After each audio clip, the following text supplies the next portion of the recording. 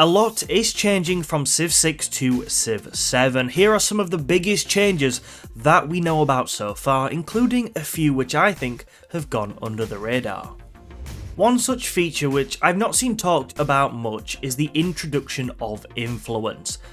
From what we know so far, influence works like a currency in the game which can be generated through things such as constructing buildings, the civ you choose and its unique abilities, in addition to the choices you make during the game's new narrative style events.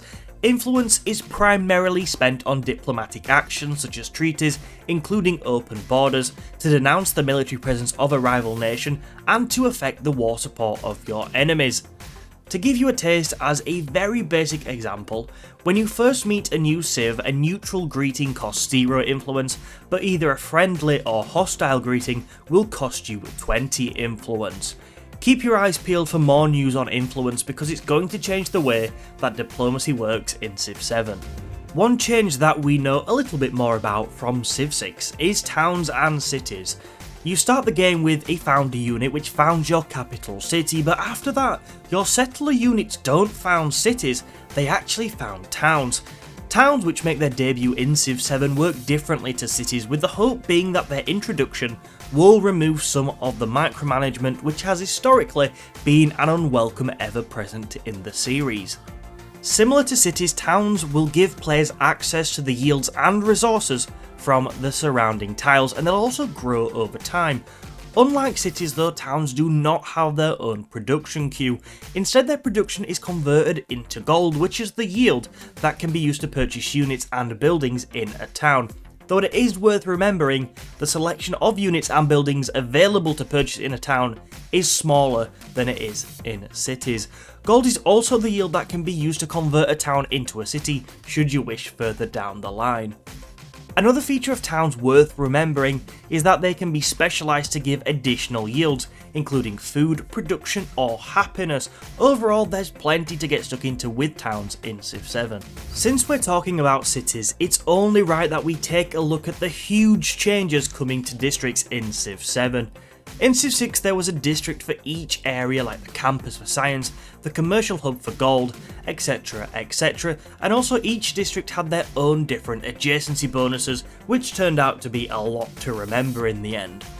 In Civ 7, the big change here is that all buildings are now placed in the same district type, which is called an urban district.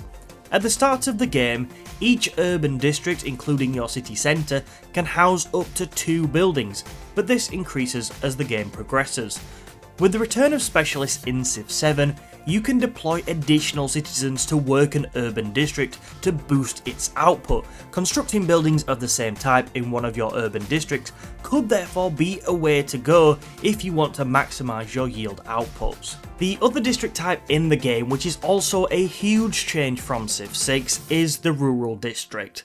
Now, the simplest way to think about a rural district is that it's a replacement for Civ 6's builders, which are no more. Instead, every time your city grows, you'll be presented with an opportunity to place down a new rural district in the form of something like a fishing boat or a mine, again removing some of the micromanagement that came with builders in Civ 6 and the workers before that. Certain buildings you build in your urban districts also provide bonus yields to your rural ones. A key, for example, gives you +1 food to your fishing boats, so it will be worth planning out what you're building across a city's urban and rural districts. Now, I talked more about cities in a previous video, so if you want to know more, please give it a watch after this one. Now, changing topic a little bit, a smaller change from Civ 6 that I'm very much looking forward to trying out is that some rivers will be navigable in Civ 7. Of course, rivers were important in Civ 6, as they were a good source of fresh water for your cities and interacted with districts, such as providing an adjacency bonus of gold to your commercial hubs. The addition of navigable rivers in Civ 7 will actually make rivers even more influential now, and means that naval and land units will be able to move along certain rivers, adding a brilliant new element to the map which should bring even more life to it, whilst adding a new dynamic to warfare and combat in the game. I for one can't wait to try out and take control of a river to support an invasion. It's also encouraging to see that navigable rivers have been considered when designing the civs for the game, with Egypt's special ability Gifts of Osiris providing increased production on navigable rivers. They're clearly going to be a big feature of Civ 7 and they're clearly embedded into the game already, so I'm very much looking forward to trying them out. We're not done yet for this video, but one thing you're probably thinking is that there's been no mention of ages or the huge changes to civilizations and leaders. A sequel to this video is coming very soon, where we talk about all of that and more, including things that I've not really seen talked about elsewhere in the community very much, so keep an eye out for that. Navigable rivers might bring a new dynamic to warfare in Civ 7, but the introduction of commanders is an even bigger change to this area from Civ 6. In the past, units have received promotions individually as they gain XP, and they were also moved across the map one by one. That could get really tedious, like moving your army in all those small pieces.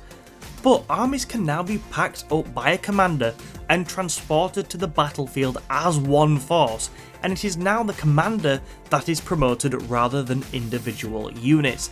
This gives each army a unique identity, and for me is such a welcome change to how things have worked in the past. Now, if you want to know more about commanders and how they will reinvigorate combat in Civilization 7, I discuss them in a far more detailed way in the video on screen now, so feel free to give that a watch. But thank you so much for all your support recently and for watching today. We've got lots more to come, but for now, thank you for watching and I'll catch you soon.